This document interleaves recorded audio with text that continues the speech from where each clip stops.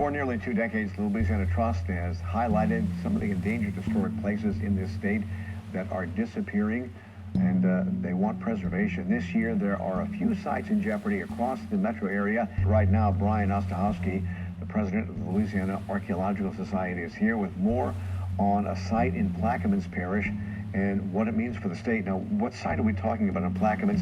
And this is part of a larger problem. We are losing so much coastline across Louisiana.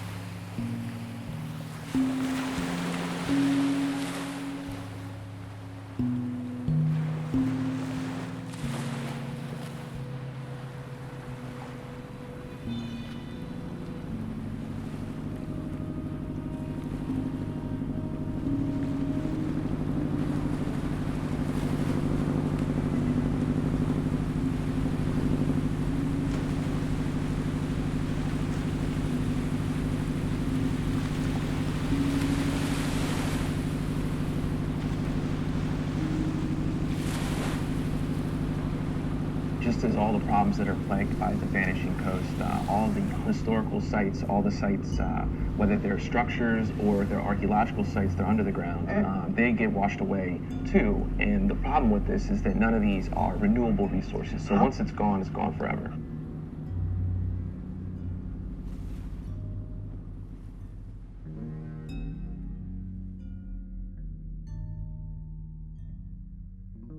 Adams Bay is a Native American mound site.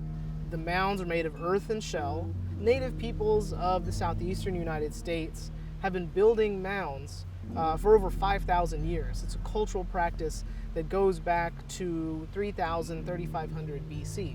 In Louisiana in particular, so this makes Louisiana very special and very important archaeologically because we have evidence of people building mounds going back 5,000 years. It's a cultural practice that is recorded in the earth through sediment and through shell, and it's recorded in stories that descendant communities like the Houma and like the Chitimacha tell today still.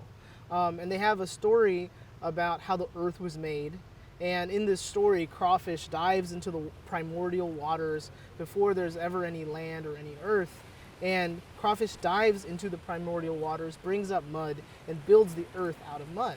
And I make the claim, and I think many people agree with me, that's an analogous process to building earthen mounds. And I think building a mound is a way of building your community. We have hundreds, if not thousands, of these sites. Adams Bay is a part of this greater phenomenon of mound building societies that have existed in the Southeast for thousands of years.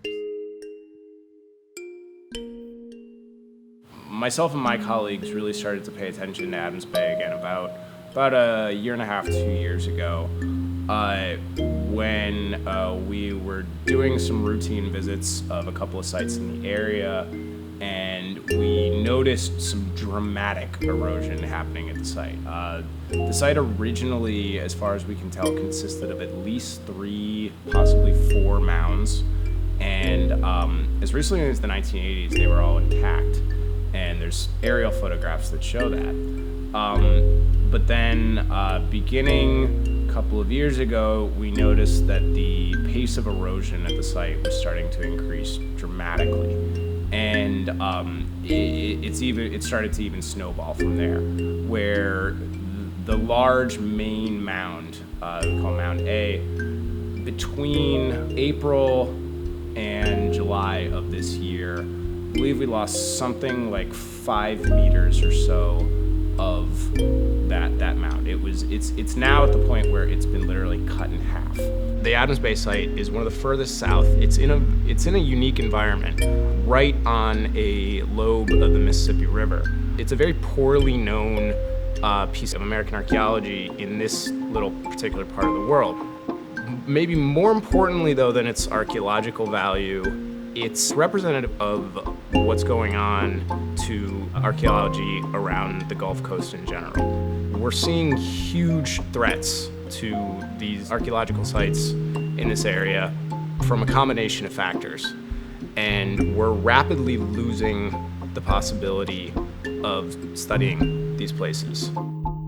During the summer of 2018, in July, myself and some colleagues from the Louisiana Archaeological Society and the University of Florida took a group of students from the New Orleans Center for Creative Arts out there, and we did some mapping of the site to determine exactly how much land had been lost since the last time the site had been visited by archaeologists. We took sediment cores to determine how deep the site actually goes and to learn a little bit about the site's construction history. We also recovered some of the first radiocarbon dating samples. So the site had previously only been dated by comparing the pottery that was found there to pottery from other known better dated sites. We collected soil samples, vegetation samples. We did a technique called micromorphology, where we collected samples of sediments intact and that we can look at under thin sections, again, to tell us a little bit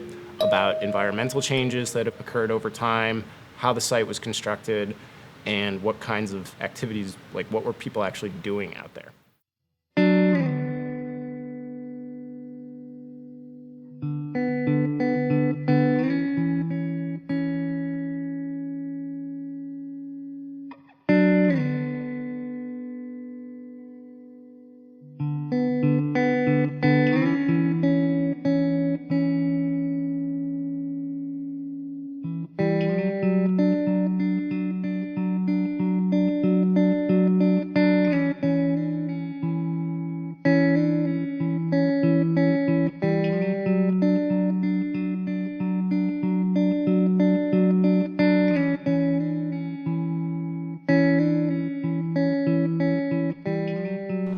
I was born in St. Tammany Parish, Louisiana, and raised in Orleans Parish, Louisiana, which is a city that is projected to be underwater by the time I'm in my 60s, I believe. It's kind of a haunting feeling to know that so much of the land that you grew up on will basically disappear.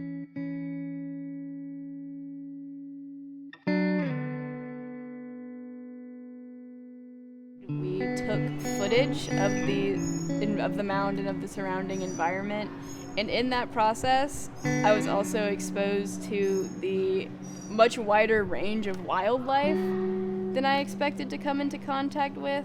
We saw roseate spoonbills, we saw swamp raccoons, we saw so many species of bugs and of marine life that I have never seen before, even in all the years that I've spent going into swamps and other areas of the United States and of Louisiana. And in that process of documenting Adams Bay and the surrounding area and meeting all of the people that I met along the way, it just reinforces how necessary it is that we preserve that, and how necessary it is for future generations of people living in coastal Louisiana to be able to go out and visit the places and see the places that prior generations of their bloodline found so important and held so dear.